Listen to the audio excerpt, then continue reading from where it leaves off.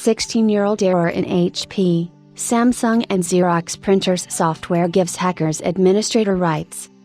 This high-severity vulnerability, which has been present in software on HP, Samsung and Xerox printers since 2005, affects hundreds of millions of devices and millions of users worldwide, SentinelOne said in a report released today. The vulnerability, identified as CVE 2021-3438, is a buffer overflow in the spore.sys driver for certain printer models that could lead to local user privilege escalation.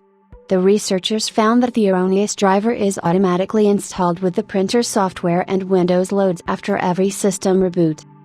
This makes it an ideal target for attackers looking for an easy way to escalate privileges, as the error can be abused even when the printer is not connected to the target device.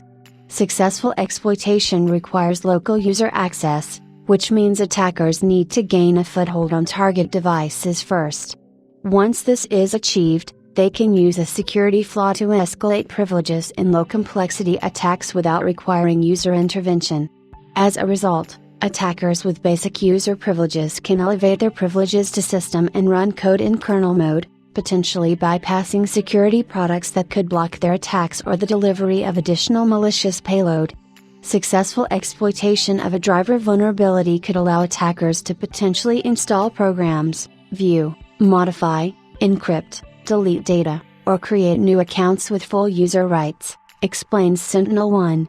While so far we have not seen any indication that this vulnerability has been exploited, hundreds of millions of businesses and users are currently vulnerable, and attackers will inevitably look for those who do not take appropriate action.